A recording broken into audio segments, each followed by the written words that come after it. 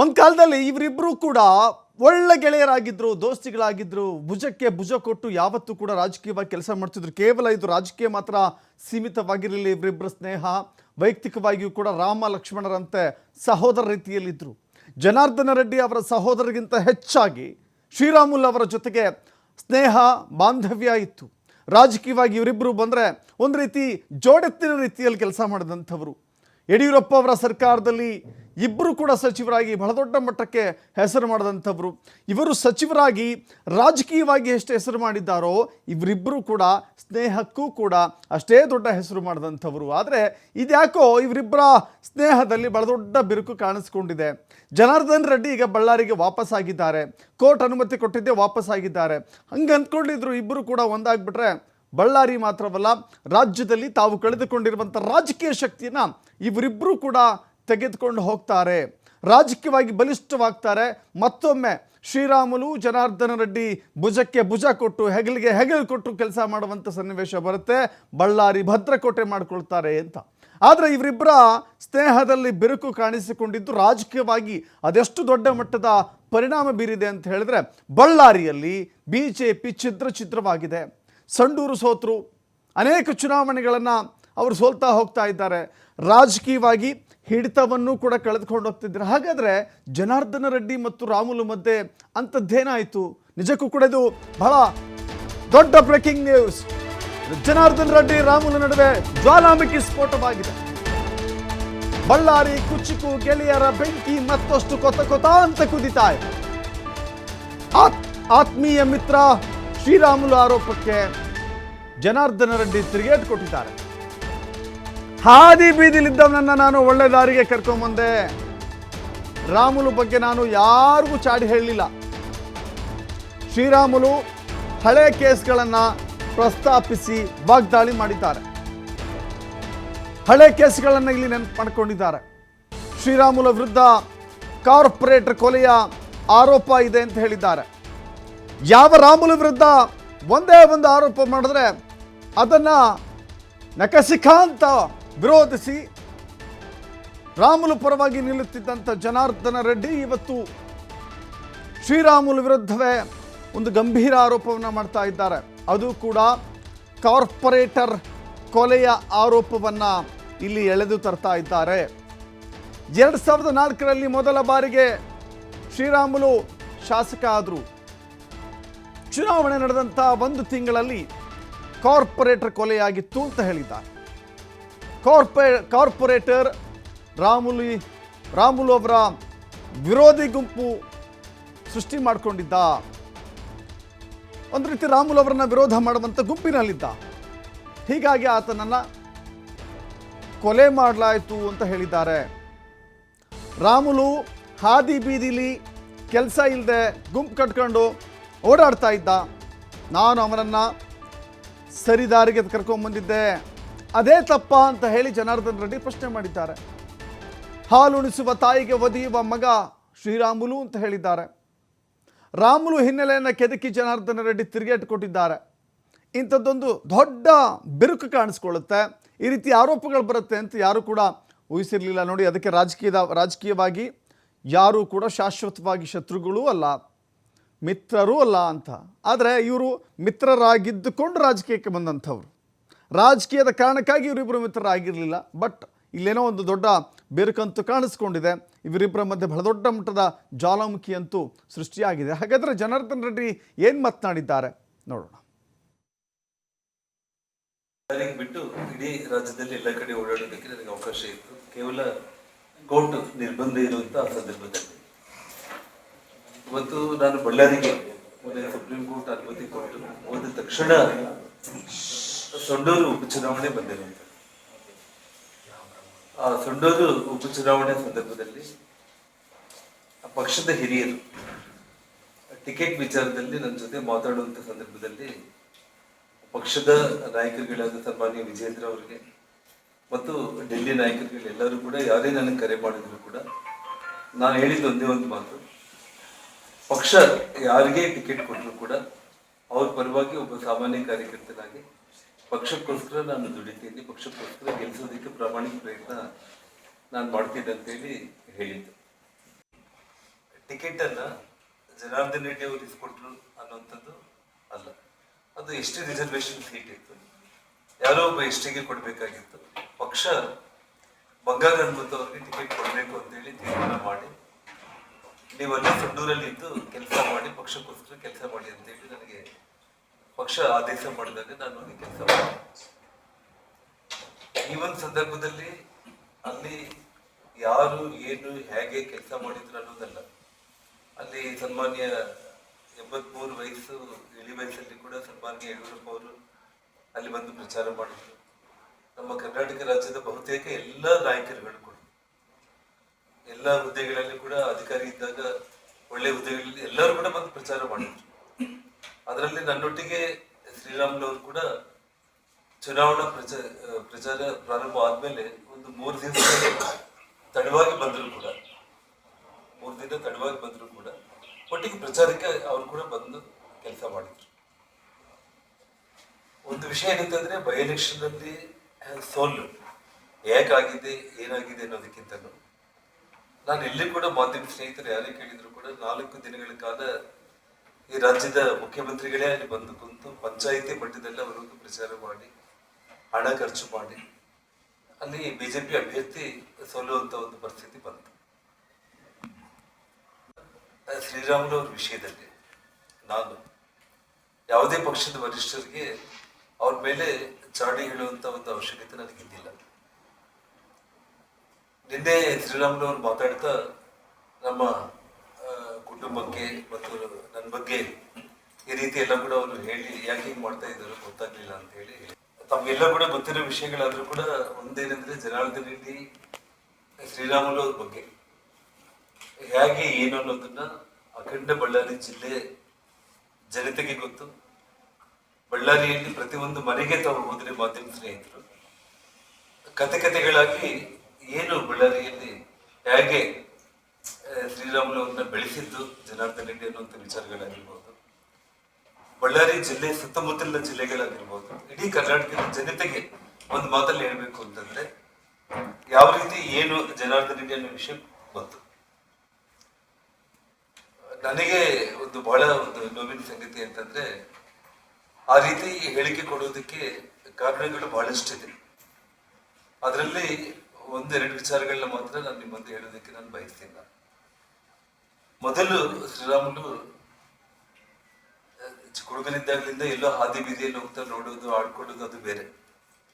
ಆದ್ರೆ ಸ್ವತಃ ಶ್ರೀರಾಮುಲು ಅವರ ಸೋದರ ಮಾವನ್ನ ರೈಲ್ವೆ ಬಾಬು ಅಂತೇಳಿ ಬಳ್ಳಾರಿಯಲ್ಲಿ ಒಂದು ಪ್ರೆಸ್ ಕಾನ್ಫರೆನ್ಸ್ ಕೂಡ ಮಾಡಿದೆ ನಾನು. ಅಂದ್ರೆ ಅವರು ದಿವಾಕರ್ ಬಾಬು ಅವರ ಬ್ಯಾಕ್ಗ್ರೌಂಡ್ ಎಲ್ಲ ಹೇಳ್ಕೊಂಡ ಇಡೀ ನಿಮ್ಮ ಇತಿಹಾಸದಲ್ಲಿ ನೀವು ಎಷ್ಟೆಲ್ಲ ಕೊಲೆಗಳು ಮಾಡ್ತಾ ಬಂದಿದ್ರಿ, ಅದರಲ್ಲಿ ಶ್ರೀರಾಮುಲು ಅವರು ಸೋದರ ಮಾವನ್ನ ಕೂಡ ನೀವು ಕೊಲೆ ಮಾಡಿರುವಂಥದ್ದನ್ನು ಮಾತನ್ನು ಹೇಳಿದೆ. ಅದು ಡಿಫಾರ್ಮೇಶನ್ ಕೇಸು ಹಾಕಿದ್ರು. ಆ ಕೇಸು ಸುಮಾರು ಅಂದ್ರೆ 20 ವರ್ಷಗಳ ನಂತರ ಮೊನ್ನೆ ಕೋರ್ಟಲ್ಲಿ ಕ್ಲೋಸ್ ಆಯಿತು. ಮತ್ತೆ ಅದ್ರ ಮೇಲೆ ಅವರು ಹೈಕೋರ್ಟ್ ಕೂಡ ಹೋಗಿದ್ದಾರೆ. ಆ ಕೊಲೆಗೆ ಫೈನಾನ್ಸ್ ಮಾಡಿದ್ದು ಸೂರ್ಯನಾರಾಯಣ ರೆಡ್ಡಿ ಅಂತೇಳಿ. ಈ ವಿಷಯ ನಾನು ಹೇಳುವಂಥದ್ದಲ್ಲ, ಶ್ರೀರಾಮುಲು ಅವರು ನಮ್ಮ ಮಾವನ್ನು ಕೊಲೆ ಮಾಡಿಸಿದ್ದು ದಿವಾಕರ್ ಬಾಬು ಅವರು ನಾರಾಯಣ ರೆಡ್ಡಿ ಅವರು ಸೇರಿ ಸಂಪೂರ್ಣವಾಗಿ ಹಣ ಒದಗಿಸಿದ್ದು ಸೂರ್ಯನಾರಾಯಣ ರೆಡ್ಡಿ. ಇವತ್ತು ಅವರೆಲ್ಲ ಕಾಂಗ್ರೆಸ್ ಪಕ್ಷದಲ್ಲಿದ್ದಾರೆ. ಇವತ್ತು ಅದೇ ನಮ್ಮ ಶ್ರೀರಾಮುಲು ಅವ್ರನ್ನ ಕೊಲೆ ಮಾಡಬೇಕು ಅಂತೇಳಿ ದಿನ ಬೆಳಿಗ್ಗೆ ಆದ್ರೆ ಒಂದು ಗುಂಪನ್ನ ಕಟ್ಕೊಂಡು ತಾನೇ ಪ್ಲಾನ್ಗಳೆಲ್ಲ ಮಾಡ್ಕೊಂತ ಅತ್ತ ನಂಬಿದ್ದಂಥ ಬಿಜೆಪಿ ವರಿಷ್ಠರು ಕೂಡ ಜೊತೆಗಿಲ್ಲ, ಇತ್ತ ಜೊತೆಗಿದ್ದಂಥ ದೋಸ್ತಿಯೂ ದೂರ ಆಗಿದ್ದಾರೆ. ಮುಂದೇನು ನಿರ್ಧಾರ ಮಾಡ್ತಾರೆ ಹಾಗಾದರೆ ಶ್ರೀರಾಮುಲು? ಬಿಜೆಪಿಯನ್ನೇ ತೊರೆಯುವಂಥ ನಿರ್ಧಾರಕ್ಕೆ ಬಂದು ಬಿಡ್ತಾರಾ? ಬಳ್ಳಾರಿ ಕಾರ್ಯಕರ್ತರಲ್ಲಿ ಈಗೊಂದು ಈ ರೀತಿಯ ಟಾಕ್ ಶುರುವಾಗಿದೆ. ಹೇಳಿ ಕೇಳಿ ಬಿಜೆಪಿಯಲ್ಲಿ ರಾಮುಲುಗೆ ಅಂದುಕೊಂಡಷ್ಟು ಪ್ರಾತಿನಿಧ್ಯ ಸಿಕ್ಕಿಲ್ಲ. ಕಳೆದ 2 ಚುನಾವಣೆಗಳಲ್ಲಿ ಸೋತ ನಂತರ ರಾಮುಲು ವಿಧಾನಸಭೆ ಚುನಾವಣೆಯಲ್ಲೂ ಕೂಡ ಸೋಲನ್ನು ಅನುಭವಿಸಿದರು, ಲೋಕಸಭೆಯಲ್ಲೂ ಕೂಡ ಸೋಲನ್ನು ಅನುಭವಿಸಿದರು. ಆನಂತರದಲ್ಲಿ ಪಕ್ಷದಲ್ಲಾದರೂ ಕೂಡ ಯಾವುದಾದ್ರು ಸ್ಥಾನಮಾನ ಸಿಕ್ಕಿದೆಯಾ, ಸಂಘಟನೆ ವಿಚಾರದಲ್ಲಿ ಯಾವುದಾದ್ರು ಜವಾಬ್ದಾರಿ ಸಿಕ್ಕಿದೆಯಾ ಅಂತ ಹೇಳಿದ್ರೆ ಅಂತ ಹೇಳಿಕೊಳ್ಳುವಂಥ ಜವಾಬ್ದಾರಿ ರಾಮುಲು ಹೆಗಲ ಮೇಲಿಲ್ಲ. ಪಕ್ಷನೂ ಕೂಡ ಜೊತೆಗಿಲ್ಲ, ದೋಸ್ತಿನೂ ಕೂಡ ಜೊತೆಗಿಲ್ಲ. ಹಾಗಾದರೆ ರಾಮುಲು ಮುಂದಿರುವಂಥ ಆಯ್ಕೆಗಳೇನು? BJPಯಲ್ಲೇ ಮುಂದುವರಿಬೇಕಾ, ಕಾಂಗ್ರೆಸ್ಗೆ ಹೋಗಬೇಕಾ, ಪಕ್ಷ ಬದಲಾವಣೆಯಿಂದ ರಾಜಕೀಯವಾಗಿ ಶಕ್ತಿಯನ್ನು ಪಡೆದುಕೊಳ್ಬೇಕಾ? ಹೀಗೆ ಅನೇಕ ರೀತಿಯ ಅಂಶಗಳಿದ್ದಾವೆ. ಈ ವಿಚಾರದಲ್ಲಿ ರಾಮುಲು ಯಾವ ತೀರ್ಮಾನ ಮಾಡ್ತಾರೆ? BJPಯನ್ನು ಬಿಟ್ಬಿಡ್ತಾರಾ ಅಥವಾ BJPಯಲ್ಲಿಯೇ ಮತ್ತಷ್ಟು ಶಕ್ತಿಯುತವಾಗಿ ಉಳಿಯುವಂಥ ಪ್ರಯತ್ನ ಮಾಡ್ತಾರಾ? ಒಂದು ಕವಲೊಡೆದ ದಾರಿಯಲ್ಲಿ ರಾಮುಲು ಅವರ ರಾಜಕೀಯ ಭವಿಷ್ಯ ಅಂತೂ ಕಾಣಿಸ್ತಾ ಇದೆ. ರೆಡ್ಡಿ ರಾಮುಲು ಗಲಾಟೆಯಲ್ಲಿ DK ಶಿವಕುಮಾರ್ ಪ್ಲಾನ್ ಇದೆಯಾ? ಸಿದ್ದರಾಮಯ್ಯ, KN ರಾಜಣ್ಣ, ಸತೀಶ್ ವಿರುದ್ಧ ಈಗ ರಾಮುಲು ಅಸ್ತ್ರಾನ? ಸತೀಶ್ ಜಾರಕಿಹೊಳಿಯನ್ನ ಸೈಡ್ ಲೈನ್ ಮಾಡಲಿಕ್ಕೆ ಪ್ಲಾನ್ ಮಾಡಿದ್ದಾರಾ DK ಶಿವಕುಮಾರ್? ಸತೀಶ್ ಜಾರಕಿಹೊಳಿ ನೀವಂದುಕೊಂಡಂತೆ ಅಥವಾ ನೀವು ಗಮನಿಸಿದಂತೆ ನಾಯಕ ಸಮುದಾಯದ ಅಂದರೆ ವಾಲ್ಮೀಕಿ ಸಮುದಾಯದಲ್ಲಿ ಅತ್ಯಂತ ಪ್ರಖರವಾಗಿ ಸದ್ಯಕ್ಕೆ ಕಾಂಗ್ರೆಸ್ನಲ್ಲಿ ಬಹಳ ಪ್ರಬಲವಾಗಿರುವಂಥ ವ್ಯಕ್ತಿ ಅಂದರೆ ಅದು ಸಚಿವ ಸತೀಶ್ ಜಾರಕಿಹೊಳಿ. ಸತೀಶ್ ಜಾರಕಿಹೊಳಿ BJPಯ ವಿರುದ್ಧವೂ ಕೂಡ ಆಗಾಗ ಟಕ್ಕರ್ ಕೊಡ್ತಾ ಇರ್ತಾರೆ. ಸತೀಶ್ ಜಾರಕಿಹೊಳಿ ಕಾಂಗ್ರೆಸ್ನಲ್ಲೂ ಕೂಡ ಅದು ಹೇಳಿ ಕೇಳಿ DK ಶಿವಕುಮಾರ್ ವಿಚಾರದಲ್ಲಿ ಮಗ್ಗುಲು ಮುಳ್ಳಾಗಿ ಕಾಡ್ತಾ ಇದ್ದಾರೆ. KPCC ಅಧ್ಯಕ್ಷರ ವಿಚಾರದಲ್ಲಿ ಅಧ್ಯಕ್ಷರ ಬದಲಾವಣೆಯಲ್ಲಿ ಸತೀಶ್ ಜಾರಕಿಹೊಳಿ ಬಹಳ ದೊಡ್ಡ ಧ್ವನಿಯನ್ನು ಎತ್ತಿದ್ದಾರೆ. ಈ ವಿಚಾರದಲ್ಲಿ DK ಶಿವಕುಮಾರ್ಗೆ ಮಗ್ಗುಲು ಮುಳ್ಳಾಗಿ ಕಾಡ್ತಾ ಇರುವಂಥ ಸತೀಶ್ ಜಾರಕಿಹೊಳಿಯವರ ಜಾಗದಲ್ಲಿ ಈಗ ಅದೇ ಸಮುದಾಯದ ಉತ್ತರ ಕರ್ನಾಟಕ ಭಾಗದ ಶ್ರೀರಾಮುಲು ಅವರನ್ನು ಕರೆತಂದು ಕಾಂಗ್ರೆಸ್ ಪಕ್ಷಕ್ಕೆ ಸೇರ್ಪಡೆ ಮಾಡಿಕೊಂಡ್ರೆ ಅಲ್ಲಿಗೆ ಬಂದು ಚೆಕ್ಮೇಟ್ ಕೊಟ್ಟಂಗಾಗುತ್ತೆ. ಪ್ರಬಲವಾದಂಥ ಸಮುದಾಯದ ನಾಯಕನನ್ನು ತಂದು ಪಕ್ಷದಲ್ಲಿಟ್ಟರೆ ಪರ್ಯಾಯ ನಾಯಕತ್ವವನ್ನು ಇಲ್ಲಿ ಸತೀಶ್ ಜಾರಕಿಹೊಳಿಗಿಂತಲೂ ಕೂಡ ಒಂದು ಪರ್ಯಾಯ ನಾಯಕತ್ವವನ್ನು ಹುಟ್ಟು ಹಾಕೋಕೆ DK ಶಿವಕುಮಾರ್ ಇದೆಲ್ಲವೂ ಕೂಡ ಸ್ಟ್ರಾಟಜಿ ಮಾಡ್ಕೊಂಡಿದ್ದಾರಾ? ಶ್ರೀರಾಮುಲು ಸ್ಫೋಟಕ ಬಾಂಬನ್ನು ಸಿಡಿಸಿದ್ದಾರಲ್ಲ ಈಗ ಜನಾರ್ದನ ರೆಡ್ಡಿ, ಅದೇ ವಿಚಾರವನ್ನೇ ಹೇಳಿದ್ದಾರೆ. ವಾಲ್ಮೀಕಿ ಸಮುದಾಯದ ನಾಯಕರನ್ನಾಗಿ ಎಮರ್ಜ್ ಮಾಡಲಿಕ್ಕೆ ತಂತ್ರಗಾರಿಕೆ ನಡೀತಾ ಇದೆ. ರಾಮುಲು ಅವರನ್ನು ಕಾಂಗ್ರೆಸ್ಗೆ ಕರೆತರುವಂಥ ದೊಡ್ಡ ಗೇಮ್ ಪ್ಲಾನ್ ಇದೆ. ಇವೆಲ್ಲವೂ ಕೂಡ ರಾಜಕೀಯ ದಾಳಗಳು. ಹೇಗೆ ಪ್ರಬಲವಾಗಬೇಕು, ನಾವು ಶಕ್ತಿಯುತವಾಗಿ ಪಕ್ಷವನ್ನು ಸಂಘಟನೆ ಮಾಡೋದ್ರ ಜೊತೆಗೆ ಪಕ್ಷದಲ್ಲಿ ನಾವು ಕೂಡ ಸ್ಟ್ರಾಂಗ್ ಆಗಬೇಕು, ಇನ್ನೊಬ್ಬರನ್ನು ವೀಕ್ ಮಾಡಬೇಕು ಅನ್ನೋದು ಪಾಯಿಂಟ್. ಕೇವಲ ನಾನು ಗಟ್ಟಿಯಾಗ್ತಾ ಹೋಗ್ತೀನಿ ಪಕ್ಷದಲ್ಲಿ ಅನ್ನೋದ್ರ ಜೊತೆಗೆ ಎದುರಾಳಿಯನ್ನೂ ಕೂಡ ವೀಕ್ ಮಾಡುವಂಥ ಪ್ರಯತ್ನ.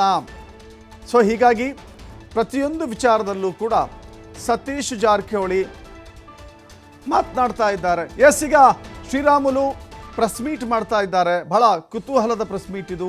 ಏನು ಮಾತನಾಡ್ತಾರೆ ನೋಡೋಣ. ರಕ್ಷಣೆಗೆ ಬರಲ್ಲ, ನಾನು ಏನು ಮಾಡ್ಲಿ ಅಂದ್ರೆ ಈಗ ನಾನು ಏನು ಮಾಡೋಕ್ಕಾಗಲ್ಲ. ಆಯ್ತಪ್ಪ, ಅವ್ರು ಹೇಳಿದ್ದೆ ಕರೆಕ್ಟ್ ಅಂದ್ಕೊಂಡು ಅವ್ರು ತಿಳ್ಕೊಂಡಿರ್ತಾರ. ಅವ್ರಿಗೆ ಲಾಸ್ಟ್ಗೆ ಇಲ್ಲಿ ಕನ್ವಿನ್ಸ್ ಮಾಡೋಂಥ ಪ್ರಯತ್ನ ಮಾಡ್ರಿ ಅಂತ ಹೇಳಿದ್ರೆ ಸದಾನಂದ ಗೌಡ್ರು ಎದ್ರು. ಸದಾನಂದ ಗೌಡ್ರು ಏನಂದ್ರೆ ಹೇಳಿದ್ರು ಅಂದ್ರೆ, ಸದಾನಂದ ಗೌಡ್ರು ರಾಮುಲು ಅವರೇ, ಇವತ್ತು ನೀವು ರಾಧಾಮೋಹನ್ ಅಗ್ರವಾಲ್ ಅವರೇ ನೇರವಾಗಿ ರಾಮುಲು ಅವ್ರ ಮೇಲೆ ಆರೋಪಣೆ ಮಾಡಿದ್ರಿ. ಇವತ್ತು ಈ ಸಂಡೂರಿನ ಸೋಲಿನ ಬಗ್ಗೆ ನನಗೆ ಇವತ್ತು ಜವಾಬ್ದಾರಿಯನ್ನು ವಹಿಸಿದ್ದಾರೆ. ಆ ಜವಾಬ್ದಾರಿ ವಹಿಸಿದ ನಂತರ ಸಂಡೂರಿಗೆ ನಾನೇ ಹೋಗಿ ಬಂದಿದ್ದೀನಿ. ನಾನು ಹೋಗಿ ಬಂದ ನಂತರ ಎಲ್ಲ ವರದಿಗಳನ್ನು ನಾನು ಕಲೆಕ್ಟ್ ಮಾಡಿಕೊಂಡಿದ್ದೀನಿ. ಕಲೆಕ್ಟ್ ಮಾಡಿಕೊಂಡ ನಂತರ ಇನ್ನು ವರದಿನ ಪಾರ್ಟಿಗೆ ಒಪ್ಪಿಸಿಲ್ಲ. ನಾನು ಪಾರ್ಟಿಗೆ ನಾವು ಏನು ಒಪ್ಪಿಸ್ಬೇಕಾಯ್ತು ಒಪ್ಪಿಸಿಲ್ಲ. ಇನ್ನೊಂದು 2-3 ದಿನಗಳಲ್ಲಿ ಒಪ್ಪಿಸ್ತೀನಿ. ಅಷ್ಟು ಒಳಗಡೆ ರಾಮುಲು ಅವರೇ ನೀವು ತಪ್ಪಿದಸ್ತರು, ನಿಮ್ಮಿಂದನೇ ಸೋಲಾಗಿದೆ ಅಂತೇಳಿ ಹೆಂಗ್ ಮಾತಾಡ್ತೀರಿ ಅಂತೇಳಿ ಅವರು ಸದಾನಂದ ಗೌಡರು ಸಿಟ್ಟಾದಂತ ಟೈಮಲ್ಲಿ ಇಲ್ಲ, ಅವ್ರು ಸ್ವಲ್ಪ ಹೊತ್ತಾದ್ಮೇಲೆ ಅವ್ರು ಹೇಳಿದ್ರು ನನ್ನ ಮಾತುಗಳನ್ನು ನಾನು ವಾಪಸ್ ತಗೊಂತೀನಿ ಅನ್ನಂತ ಮಾತು ರಾಧಾಮೋಹನ್ ಅಗರ್ವಾಲ್ ಹೇಳಿದ್ರು. ಹೇಳಿದ ತಕ್ಷಣ ನನಗೆ ಏನನ್ಸಿದಂದ್ರೆ, ಎಲ್ಲೋ ಒಂದು ಕಡೆ ಇವತ್ತು ನಾನು ಒಂದೇ ಹೇಳಿದೆ ನೋಡಪ್ಪ, ಎಲ್ಲೋ ಒಂದು ಕಡೆ ನೀವು ಕೇಳಿದಂತ ಮಾತು ಇವತ್ತು ಜನಾರ್ದನ್ ರೆಡ್ಡಿ ಅವರು ಮಾತನ್ನು ಕೇಳಿಕೊಂಡು ಜನಾರ್ದನ್ ರೆಡ್ಡಿ ಅವರು ಯಾವ ರೀತಿಯಲ್ಲಿ ಸುಳ್ಳಿನ ಮೇಲೆ ಕೋಟೆ ಕಟ್ಟಿದ ಎಲ್ಲರೂ ಜಗತ್ ಜಾಹೀರ ಆಗಿದೆ. ಇವತ್ತು ಜನಾರ್ದನ್ ರೆಡ್ಡಿ ಅವರು ಹೇಳಿದ್ಕೋಸ್ಕರವಾಗಿ, ಅದೆಲ್ಲ ಬಂಗಾರ ಹನುಮಂತರು ಅಭ್ಯರ್ಥಿಯಾಗಿ ಅವರು ಹೇಳಿದ್ಕೋಸ್ಕರವಾಗಿ ನನ್ನ ಮೇಲೆ ಆರೋಪಣೆ ಮಾಡೋದು ನನಗೆ ಸರಿಯಲ್ಲ. ಈ ರೀತಿ ಯಾರೋ ಹೇಳಿದಂತ ಮಾತು ಕೇಳ್ತೀನಿ ಅಂದ್ರೆ ನೀನು ನನ್ನ ಮೇಲೆ ಆರೋಪಣೆ ಮಾಡೋಂಥ ಟೈಮಲ್ಲಿ ರಾಮುಲು ಏನು ಅಂತೇಳಿ ಅವ್ರು ತಿಳ್ಕೊಬೇಕಾಗಿ, ತಿಳ್ಕೊಳ್ಳಾರ್ದಂತೆ ನೇರವಾಗಿ ಆರೋಪಣೆ ಮಾಡಿದ್ರೆ ಎಷ್ಟು ನೋವಾಗುತ್ತೆ ಒಂದ್ಸಲ ಅರ್ಥ ಮಾಡ್ಕೊಳ್ರಿ. ಹಂಗಾಗಿ ನಾನು ಬಹಳ ಸ್ಪಷ್ಟವಾಗಿ ಹೇಳಿದೆ, ಇಲ್ಲಪ್ಪ ನನಗೇನು ಕೋಪ ಆಗಿದೆ, ನನಗೆ ಇಷ್ಟ ಇಲ್ಲ ಅನ್ನೋಂಥ ಟೈಮಲ್ಲಿ ಕೂಡ ಎಲ್ಲರೂ ಸಮಾಧಾನ ಮಾಡಿ ಅವರೊಂದ್ರು ಅದೊಂದ್ರು ಇದಂದ್ರು ಮಾತಾಡ್ಕೊಂಡು ಆಯ್ತಪ್ಪ ಮುಕ್ತಾಯ ಮಾಡೋಣ ಅಂತೇಳಿ ಮುಕ್ತಾಯ ಮಾಡಿ ಮತ್ತೆ ಪುನಃ ಹೊರಗಡೆ ಬಂದು ನಾನು ಪ್ರೆಸ್ ಹತ್ರ ನಿಂತು ಎಲ್ಲ ವಿಚಾರಗಳನ್ನು ನಾನು ತಿಳಿಸ್ಬೇಕು ಅಂದ್ಕೊಂಡಿದ್ದೆ. ಆವಾಗ CT ರವಿಯವರು ರಾಜ್ಯಾಧ್ಯಕ್ಷರು ರಾಮ್ಲು ನಮ್ಮ ಕೋರ್ ಕಮಿಟಿ ವಿಚಾರ ಎಲ್ಲಿ ಕೂಡ ಹೊರಗಡೆ ನನಗೆ ಕೂಡ ಮಾತಾಡಬಾರ್ದು ಅಂದ್ಕೊಂಡಿದ್ದೆ ಸರ್. ಅದ್ರ ಕೂಡ ನಾವು ಮಾತಾಡಬಾರ್ದು ಅಂದ್ಕೊಂಡಿದ್ದೆ, ನಾನು ಮಾತಾಡ್ಬೇಕು ಅಂದ್ಕೊಂತ ಇದ್ದೀನಿ ಅಂದ್ರೆ ಬ್ಯಾಡ ರಾಮ್ಲಿ ಈ ವಿಚಾರ ಮಾತಾಡಬೇಡ ಅಂತೇಳಿ ಅವ್ರು ಹೇಳಿದ ತಕ್ಷಣನೇ ಪುನಃ ನಾನು ವಾಪಸ್ ಹೋಗ್ಬಿಟ್ಟೆ. ವಾಪಸ್ ಹೋದ ತಕ್ಷಣನೇ ಬೆಳಗ್ಗೆ ಏನಾಗಿದೆ ಎಲ್ಲ ಮಾಧ್ಯಮಗಳಲ್ಲಿ ಈ ಕೋರ್ ಕಮಿಟಿದಲ್ಲಿ ಹಿಂಗಾಯ್ತು ಹಂಗಾಯ್ತು ಅಂತೇಳಿ ಎಲ್ಲ ವಿಚಾರಗಳು ಮಾಧ್ಯಮಗಳಲ್ಲಿ ಬರೋದು ಪ್ರಾರಂಭ ಆಯ್ತು. ಪ್ರಾರಂಭ ಆದಂತ ಟೈಮಲ್ಲಿ ನಾನು ಬಹಳ ಸ್ಪಷ್ಟವಾಗಿ ಹೇಳಿದೆ, ಇವತ್ತು ನಾನು ಅಕಸ್ಮಿತವಾಗಿ ಅಲ್ಲಿ ಪ್ರಾರಂಭ ಆದಂತ ಟೈಮಲ್ಲಿ ರಾಮ್ಲವರು ಏನು ಹೇಳಿಲ್ಲ ಅಂತ ಹೇಳಿದ್ರೆ ನಾನು ತಪ್ಪಿತಸ್ಥನಾಗಿಬಿಡ್ತೇನೆ. ಯಾಕಂದ್ರೆ ಕ್ಲಾರಿಫಿಕೇಶನ್ ಕೊಡಬೇಕಾಯ್ತು ನನ್ನ ಧರ್ಮ ಆಗಿರೋ ಕಾರಣ ಯಾರು ಹೇಳಿದಾರೋ ಎಲ್ಲಿ ಮಾಧ್ಯಮದಲ್ಲಿ ಎಲ್ಲಿ ಗೊತ್ತಾಗಿದೆನೋ ಗೊತ್ತಿಲ್ಲ, ಮಾಧ್ಯಮದಲ್ಲಿ ಬಂದ ತಕ್ಷಣ ನಾನೇನು ಮಾಡಿದೆ, ನಾನು ನಿನ್ನೆ ಸ್ವಲ್ಪ ಬೇರೆ ಕಡೆ ಹೋದಂತ ಟೈಮಲ್ಲಿ ಅವರು ಮಾಧ್ಯಮದ ಸ್ನೇಹಿತರು ಎಲ್ಲರೂ ಕೂಡ ತಮ್ಮನ್ನ ಆದಿ ಹಿಡ್ಕೊಂಡು ಎಲ್ಲ ಎಲೆಕ್ಟ್ರಾನಿಕ್ ಮೀಡಿಯಾ ಪ್ರಿಂಟ್ ಮೀಡಿಯಾ ನನ್ನ ಹತ್ರ ಮಾತಾಡುವಂತ ಟೈಮಲ್ಲಿ ಬಹಳ ಸ್ಪಷ್ಟವಾಗಿ ಕ್ಲಾರಿಫಿಕೇಶನ್ ಕೊಟ್ಟೆ. ನಾನು ಇಂಥ ಪರಿಸ್ಥಿತಿಯಲ್ಲಿ ನೋಡಿ ಸರ್, ಜೀವನದಲ್ಲಿ ಯಾವತ್ತೂ ಕೂಡ ಪಾರ್ಟಿ ಅಂದ ತಕ್ಷಣ ತಾಯಿ ಇದ್ದಂತೆ, ಯಾವತ್ತೂ ಕೂಡ ರಾಜಕಾರಣದಲ್ಲಿ ಕೆಲವೊಂದು ಸಂದರ್ಭದಲ್ಲಿ ಯಾವತ್ತೂ ಕೂಡ ತಾಯಿಗೆ ದ್ರೋಹ ಮಾಡೋಂಥ ಕೆಲಸ ನಾವು ಮಾಡೋಕೆ ಹೋಗಲ್ಲ. ಯಾವತ್ತಿದ್ರೂ ಕೂಡ ನೇರವಾಗಿ ಮಾಡ್ತೀವಿ ಅಂದ್ರೆ ಮಾಡ್ತೀವಿ, ಮಾಡಲ್ಲ ಅಂದ್ರೆ ಮಾಡಲ್ಲ, ನೇರವಾಗಿ ಹೇಳ್ತೀವಿ. ಯಾವತ್ತೂ ಕೂಡ ನನಗೆ ಬಹಳಷ್ಟು ಮಂದಿ ಕೇಳಿದಂಥ ಟೈಮಲ್ಲಿ ಕೂಡ ಆ ಕಲ್ಚರ್ ಅನ್ನೋಂಥದ್ದು ನಮ್ಮ ಯಾರು ಹಿರಿಯರು ನಮ್ಗೆ ಹೇಳ್ಕೊಟ್ಟಿಲ್ಲ. ಯಾವತ್ತೂ ಕೂಡ ಆ ರೀತಿ ಮಾಡೋಂಥ ವ್ಯಕ್ತಿಗಳೇ ನಾವಲ್ಲ ಅನ್ನೋಂಥ ಕ್ಲಾರಿಫಿಕೇಶನ್ ಕೂಡ ನಿನ್ನೆ ಕೊಡೋಂಥ ಕೆಲಸ ಮಾಡಿದ್ವಿ. ಮಾಧ್ಯಮಗಳು ಕೂಡ ಎಲ್ಲ ವಿಚಾರಗಳನ್ನು ತಿಳಿಸುವಂಥ ಕೆಲಸ ನಾನು ಮಾಡಿದ್ದೀನಿ. ಹಂಗಾಗಿ ಇವತ್ತು ನೋವಾದಂಥ ಟೈಮಲ್ಲಿ ಅವ್ರು ಬಹಳಷ್ಟು ಮಂದಿ ಕೇಳಿದ್ರು, ಏನಪ್ಪ ರಾಮ್ಲವ್ರು ಪಾರ್ಟಿ ಬಿಟ್ಟು ಹೋಗ್ತೀರಾ ಹಂಗಾಗಿ ಅಂತ ಹೇಳಿ. ನಾನು ಹೇಳಿದೆ, ಪಾರ್ಟಿ ಬಿಟ್ಟು ಹೋಗುವಂತ ಪರಿಸ್ಥಿತಿ ಬಂದಂತ ಟೈಮಲ್ಲಿ ಕೂಡ ಆ ರೀತಿ ಪಾರ್ಟಿ ಬಿಟ್ಟು ಹೋಗುವಂತ ಪ್ರಶ್ನೆ ಇಲ್ಲ. ಮುಂದಕ್ಕೂ ಕೂಡ ನಾನು ಹೈಕಮಾಂಡ್ ಅವ್ರನ್ನ ನಾನು ಕೇಳ್ಕೊಂತೀನಿ, ಪ್ರೈಮ್ ಮಿನಿಸ್ಟರ್ಗಳ ಹತ್ರ ಹೋಗ್ತೀನಿ, ಪ್ರೈಮ್ ಮಿನಿಸ್ಟರ್ ಹತ್ರ ಹೋಗಿ ಹಿಂಗ್ ಆಗಿದೆ ಅಂತ. ಯಾಕಂದ್ರೆ ಪ್ರೈಮ್ ಮಿನಿಸ್ಟರ್ ನನಗೆ ವಿಶೇಷವಾಗಿ ಮುಂಚೆಯಿಂದ ಕೂಡ ನನಗೆ ಲೋಕಸಭಾ ಸದಸ್ಯರಿದ್ದಂಥ ಟೈಮಲ್ಲಿ ನಾನು 2 ಬಾರಿ 6 ಬಾರಿ MLA ಇದ್ದಂಥ ಟೈಮಲ್ಲಿ ಕೂಡ ನಾನು ಯಾವತ್ತೇ ಗುಜರಾತಿನ ಮುಖ್ಯಮಂತ್ರಿ ಆದಂಥ ಟೈಮಲ್ಲಿ ಕರ್ನಾಟಕಕ್ಕೆ ಬಂದಂಥ ಟೈಮ್ ನಾನೇ ಅವ್ರ ಜೊತೆ ಇರ್ತಾ ಇದ್ದೆ. ಸುಮಾರಿಗೆ ಈ ಉತ್ತರ ಕರ್ನಾಟಕದಲ್ಲಿ ಎಲ್ಲೇ ಪ್ರವಾಸ ಮಾಡಿ ನರೇಂದ್ರ ಮೋದಿಜಿ ಅವ್ರ ಜೊತೆ ನಾನೇ ಅವ್ರ ಜೊತೆ ಎಸ್ಕಾರ್ಟ್ ಮಾಡ್ತಾ ಎಲ್ಲಾ ವಿಚಾರಗಳಲ್ಲಿ ನಾನು ಅವ್ರ ಜೊತೆ ಪ್ರಯಾಣ ಕೂಡ ಮಾಡಿದ್ದೀನಿ. ಜೊತೆ ನನಗೆ ಎಲ್ಲೇ ಕಂಟ್ರಿಗಳು ಬಹಳ ಗೌರವವಾಗಿ ಮಾತಾಡಿದೆ. ಅಂಥವ್ರ ಹತ್ರ ನನ್ನ ವಿಶ್ವಾಸ ಕಳ್ಸ್ಕೊಳಕ್ಕೆ ನನಗೆ ಇಷ್ಟ ಇಲ್ಲ. ಅದಕ್ಕೋಸ್ಕರವಾಗಿ ನಾನೇನ್ ಹೇಳಿದೆ, ಪ್ರೈಮ್ ಮಿನಿಸ್ಟರ್ ಹತ್ರ ತಿಳಿಸಿ, ಅಮಿತ್ ಶಾ ಅವರು ಕೂಡ ಪಾಪ ನನಗೆ ಅನೇಕ ಬಾರಿ ರಾಮ್ಲು ಆಪ್ತು ಜಮೀನ್ಸಿ ಹುಟ್ಟುಕು ಆಯಿಸೋ ಲೀಡರ್ ಅಂದ್ರೆ ಕೆಳಮಟ್ಟದಿಂದ ಬೆಳೆದಂತ ಲೀಡರ್ ಅಂತೇಳಿ ಅಮಿತ್ ಶಾ ಅವರು ಹೇಳ್ತಿರ್ತಾರೆ. ಇನ್ನು ರಾಜನಾಥ್ ಸಿಂಗ್ ಅವರು ನನಗೆ ಒಂದು ರೀತಿ ಅಂದ್ರೆ ನಮ್ಮ ಮನೆಯಲ್ಲಿ ಯಾವ ರೀತಿ ಹಣ್ಣವ್ರು ನೋಡ್ಕೊಂತ ಆ ರೀತಿ ನಿತಿನ್ ಗಡ್ಕರಿ ಅವರು, ಪ್ರಕಾಶ್ ಜಾವಡೇಕರ್, ಸುಷ್ಮಾ ಸ್ವರಾಜ್ ಇಲ್ಲ, ಎಲ್ಲರೂ ಕೂಡ ಆಲ್ಮೋಸ್ಟ್ ನನಗೆ ಗೊತ್ತಿರುವಂತ ಕ್ಯಾಬಿನೆಟ್ ಮಿನಿಸ್ಟರ್ಗಳಲ್ಲಿ ಹತ್ತತ್ರ ಎಲ್ಲರೂ ಕೂಡ ಬೇಕಾದಂತವ್ರು ಇದಾರಪ್ಪ, ಅವ್ರು ಎಲ್ಲರೂ ಕೂಡ ತಿಳಿಸ್ತೀನಿ. ಯಾಕಂದ್ರೆ ನಾಳೆ ಏನಾಗುತ್ತೆ ಅಂದ್ರೆ ಹೇಳಿದ್ದೆಲ್ಲ ಕೂಡ ಸತ್ಯ ಅನ್ಕೊಂಡು ಹೆಂಗಿರುತ್ತಂದ್ರೆಗಿನ ಯಾವತ್ತೂ ಕೂಡ ಸುಳ್ಳು ಅನ್ನಂಥದ್ದು, ಈ ಸುಳ್ಳು ಅನ್ನಂಥದ್ದು ಬಲಾಢ್ರ ಕೈಯಲ್ಲಿ ಏನಿರುತ್ತಲ್ಲ, ಆ ಸುಳ್ಳು ಅನ್ನಂಥದ್ದು ಆ ಬಲಾಢ್ರ ಕೈ ಇದ್ದಂತ ಟೈಮಲ್ಲಿ ಅದು ಸತ್ಯ ಆಗುತ್ತೆ. ಯಾವತ್ತು ಈ ಬಲಾಢ್ರ ಅಲ್ಲಾರ್ದಂತ ಕೈಯಲ್ಲಿ ಸತ್ಯ ಇದ್ರೆ ಅದು ಸತ್ಯನೇ ಸುಳ್ಳಾಗುತ್ತೆ. ಯಾವತ್ತು ಕೂಡ ಸತ್ಯದ ಕಡೆ ಸುಳ್ಳು ಗೆಲಿತದಲ್ಲಿ ಸತ್ಯ ಯಾವತ್ತು ಕೂಡ ಸೋತು ಹೋಗುತ್ತೆ. ಅಂದ್ರೆ ಸುಳ್ಳು ಯಾವತ್ತು ಗೆಲ್ಲಿತದೆ ಬಲಾಢ್ರ ಕೈಯಲ್ಲಿ ಇದ್ದಂತ ಟೈಮಲ್ಲಿ. ಸತ್ಯ ಏನಿದೆ ಬಲಾಢ್ರ ಇಲ್ಲಾರ್ದಂತ, ಶಕ್ತಿ ಇಲ್ಲಾರ್ದಂತ, ಹೀನವಾದಂತಹ ಜನರ ಜೊತೆಲಿ ಅಸತ್ಯ ಅನ್ನೋದು ಸುಳ್ಳಾಗುತ್ತೆ. ಯಾವತ್ತು ಕೂಡ ಸತ್ಯ ಮತ್ತು ಸುಳ್ಳಿನ ಬಗ್ಗೆ ನಾವು ನೋಡಿದಂತ ಟೈಮಲ್ಲಿ ಸುಳ್ಳು ಬಲಾಢ್ರ ಜೊತೆಲಿ ಇದ್ದಂತ ಟೈಮಲ್ಲಿ ಗೆಲ್ಕೊಂತಾನೆ ಬಂದಿದೆ, ಸತ್ಯ ಯಾವತ್ತು ಕೂಡ ಸೋಲ್ಕೊಂತಾನೆ ಬಂದಿದೆ. ಬಹಳ ಉದಾಹರಣೆಗಳು ನಾವು ನೋಡಿದ್ವಿ. ಹಂಗಾಗಿ ಎಲ್ಲಾ ವಿಚಾರಗಳನ್ನು ನಾನು ತಿಳಿಸಿದ ನಂತರ ಕೂಡ ನಾನು ಬಹಳ ಸ್ಪಷ್ಟವಾಗಿ ಹೇಳಿದೆ, ನೋಡಿ ಸರ್, ನನಗೆ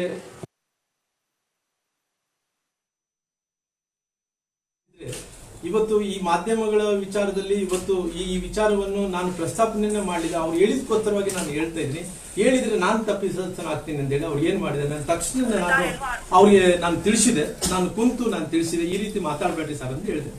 ನಾನು ಹಂಗ ಮಾತಾಡ್ತಾನೆ ಅವ್ರು ಏನೇನೋ ಮಾತಾಡ್ತಿದ್ರು ಹಿಂದಿಯಲ್ಲಿ ಮಾತಾಡ್ತಾ ಇದ್ರು. ನಾನು ರಾಜ್ಯಾಧ್ಯಕ್ಷರ ಕಡೆ ನೋಡಿದೆ. ನಾನು ರಾಜ್ಯಾಧ್ಯಕ್ಷರೇ, ಇವತ್ತು ನನ್ನ ರಕ್ಷಣೆಗೆ ನೀವು ಬರಬೇಕಾಗಿತ್ತು.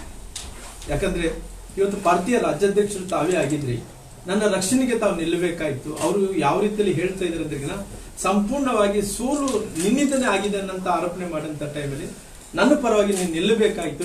ನಿಂದಿಲ್ಲ ಅಂದ್ರೆ ನಾನು ಮತ್ತೆ ಹಿಂದಕ್ಕೆ ಹೋಗಿ ಮಾತಾಡೋನಲ್ಲ, ನಾನು ನಿನ್ನ ಮುಖದ ಮೇಲೆ ಮಾತಾಡ್ತಾ ಇದ್ದೀನಿ. ಹಿಂಗ ಅವ್ರು ಅಂದ್ರೆ ಕೂಡ ನಾನು ರಕ್ಷಣೆ ಮಾಡಿಲ್ಲ ಅನ್ನಂಥದ್ದು ಹೇಳಿದ ತಕ್ಷಣ ರಾಮ್ಲು ನಾನೇನ್ ಮಾಡ್ಲಿ, ನಾನೇನ್ ಮಾಡಕ್ಕಾಗುತ್ತೆ ಅಂತ. ನೋಡಪ್ಪ, ನೀನು ಅಧ್ಯಕ್ಷನಾಗಿ ನಿನ್ನ ರಕ್ಷಣೆಗೆ ಬಾ ಅಂತ ಕೇಳಿದ್ದೀನಿ ನಾನು. ಅಂದ್ರೆ ನೀನ್ ರಕ್ಷಣೆಗೆ ಬರಲ್ಲ, ನಾನು ಏನು ಮಾಡ್ಲಿ ಅಂದ್ರೆ ನಾನು ಏನ್ ಮಾಡಕ್ಕಾಗಲ್ಲ. ಆಯ್ತಪ್ಪ, ಅವ್ರು ಹೇಳಿದ್ದೆ ಕರೆಕ್ಟ್. ನನ್ನ ರಾಜಕೀಯ ಜೀವನದ ಬಗ್ಗೆ ರಾಜ್ಯದಲ್ಲಿ ಉದ್ದಗಲಕ್ಕೆ ಕೂಡ ಪಾರ್ಟಿ ಸಂಘಟನೆ ವಿಚಾರ ಬಂದಂತ ಟೈಮಲ್ಲಿ 2019 ಹಿಡ್ಕೊಂಡು 2008, 2009 ಸುಷ್ಮಾ ಸ್ವರಾಜ್ ಅವರು ನಿಂತಂತ ಟೈಮಲ್ಲಿ ಕೂಡ 9ರಲ್ಲಿ ನಿಂತಂತ ಅವತ್ತಿನಿಂದ ನನ್ನ ಮಾವರು ಸೋದರ ಮಾವರು ಬೇರೆ ಬೇರೆ ಕಾರಣಗಳಿಂದ ಅವ್ರಿಗೆ ತೊಂದರೆ ಆದ ನಂತರ ಕೂಡ ಅವತ್ತಿನಿಂದ ಪೊಲಿಟಿಕಲ್ ಫ್ಯಾಮಿಲಿ ಆಗಿ ನಾವು ಬಂದಿದ್ವಿ. ಆದ್ರೆ ಪೊಲಿಟಿಕಲ್ ಫ್ಯಾಮಿಲಿನೇ ಅಲ್ಲ, ಯಾರೋ ಆದಿಮದಲ್ಲಿ ಹೋಗುವಂತ ಮಂದಿ ನಾವೆಲ್ಲ ಅಲ್ಲ. ನಮ್ಮ ರಕ್ತದಲ್ಲಿ ಕೂಡ ಪೊಲಿಟಿಕಲ್ ಫ್ಯಾಮಿಲಿ, ನಮ್ಮ ಮಾವೂರಿನಿಂದ ನಮ್ಮ ಅಜ್ಜಿಯವರಿಂದ ಕೂಡ ನಾವು ರಾಜಕಾರಣದಲ್ಲಿ ಮುಂದುವರಿಸ್ಕೊಂತ ಬಂದಿದ್ವಿ. ಹಂಗಾಗಿ ಎಲ್ಲೋ ಒಂದು ಕಡೆ ಇವತ್ತು ಹೇಳ್ತಾ ಇದ್ರು, ಎಲ್ಲೋ ಒಂದು ಕಡೆ ರಾಮುಲು ಅವರು 1999ರಲ್ಲಿ ನಿಂತ ಟೈಮಲ್ಲಿ ಅವತ್ತಿನ ಸಂದರ್ಭದಲ್ಲಿ ಏನೇನೋ ಘಟನೆಗಳಾಯ್ತು, ಯಾರನ್ನೋ ಕಾರ್ಪೊರೇಟ್ಗಳು ಏನೋ ಹತ್ಯೆ ಆಯ್ತು, ಅದು ಏನೇನೋ ಸುಳ್ಳಿನ ಮೇಲೆ ಗೋಡೆ ಕಟ್ಕೊಂತ, ಸುಳ್ಳಿನ ಮೇಲೆ ಕೋಟೆ ಕಟ್ಕೊಂತ ಬಂದ ರಾಮುಲು ಅವರ ಬಗ್ಗೆ ಇವತ್ತು ಜೀವನದಲ್ಲಿ ಅಂದ್ರೆ ಫೀಡಲ್ ಸಿಸ್ಟಮ್ ವಿರುದ್ಧ ನಾನು ಹೋರಾಟ ಮಾಡ್ಕೊಂತ ಬಂದೀನಿ. ಸುಮಾರು ಈ ಫೀಡಲ್ ಸಿಸ್ಟಮ್ ಅಂದ್ರೆ ಯಾರ್ಯಾರು ದಬ್ಬಾಳಿಕೆ ಮಾಡ್ಕೊಂತಿರ್ತಾರ ಅವ್ರ ವಿರುದ್ಧವಾಗಿ ಎಲ್ಲ ಕೂಡ ನಾನು ಹೋರಾಟ ಮಾಡ್ಕೊಂತ ಬಂದಿದ್ದೇನೆ. ಯಾವತ್ತು ಕೂಡ ಬಡವರಿಗೆಲ್ಲ ಅನ್ಯಾಯ ಆದ್ರೆ ಅಲ್ಲಿ ನಿಂತಿದ್ದೀನಿ. ಇವತ್ತು ಬಡವರಿಗೆ ಅನ್ಯಾಯ ಆದಂತ ನಿಂತು ಗಟ್ಟಿಯಾಗಿ ಫಿಡಲ್ ಸಿಸ್ಟಮ್ ವಿರುದ್ಧ ಹೋರಾಟ ಮಾಡಿ ಬಡವರಿಗೆ ನ್ಯಾಯವನ್ನು ಕೊಡಿಸಂತ ವಿಚಾರವನ್ನು ಮಾಡಿ ಇಲ್ಲಿ ತನಕ ನಾನು ಬಂದಿದ್ದೀನಿ. ಅನೇಕ ಬಳ್ಳಾರಿ ನಗರದಲ್ಲಿ ಹೋದ್ರೆ ರಾಮುಲು ಅವರು ಇವತ್ತು ಹೋರಾಟದಿಂದ ಮೇಲೆ ಬಂದಂತಲ್ಲಿ ಯಾರೇ ಕೃಪಾ ಆಶೀರ್ವಾದದಿಂದ, ಯಾರೋ ಕೃಪಾ ಕಟಾಕ್ಷದಿಂದ ಮೇಲೆ ಬಂದಂತ ಅಲ್ಲ ನಾನು. ಯಾಕಂದ್ರೆ ನನ್ನ ರಕ್ತದಲ್ಲೇ ನಾನು ಪೊಲಿಟಿಕಲ್ ಫ್ಯಾಮಿಲಿ ಆಗಿರೋ ಕಾರಣ ಇವತ್ತು. ಹಂಗಾಗಿ ಅವತ್ತಿನಿಂದ ಕೂಡ ಇವತ್ತಿನ ತನಕ ಕೂಡ ಅವತ್ತು ಸೋತಿರ್ಬೋದು, ಮತ್ತೆ ಗೆದ್ದಿರ್ಬೋದು ರಾಜಕಾರಣದಲ್ಲಿ, ಮತ್ತೆ ಇವತ್ತು ಸೋತಿರ್ಬೋದು, ನಾಳೆ ಗೆಲ್ಲಿಬಹುದು. ಅದು ಮುಖ್ಯ ಅಲ್ಲ, ನಮ್ಮ ಕ್ರೆಡಿಬಿಲಿಟಿ ಮುಖ್ಯ ಆಗುತ್ತೆ. ಹಂಗಾಗಿ ಇವತ್ತು ಎಲ್ಲಾ ರೀತಿಯಲ್ಲಿ ಕೂಡ ನಾನು ಅವತ್ತಿನಿಂದ ಇವತ್ತಿನ ತನಕ ಕೂಡ ಪಾರ್ಟಿಯನ್ನು ಕಟ್ಟಂತ ವಿಚಾರ ಬಂದು 2015ರಲ್ಲಿ ಹೇಳ್ತಾ ಇದ್ರು. ಅವ್ರೇನು 2015ರಲ್ಲಿ ನಾನು ಚಿತ್ರದುರ್ಗ ಜಿಲ್ಲೆಯಲ್ಲಿ ಮೊಳಕಾಲ್ಮೂರದಲ್ಲಿ ರಾಮುಲು ಅವರು ನಿಂತಿದ್ರು. ಜನಾರ್ದನ್ ರೆಡ್ಡಿ ಬಂದು ಯಾವ ರೀತಿಯಲ್ಲಿ ಮ್ಯಾಜಿಕ್ ಮಾಡ್ತಾನೋ ಮ್ಯಾಜಿಕ್ ಮಾಡಿ 45,000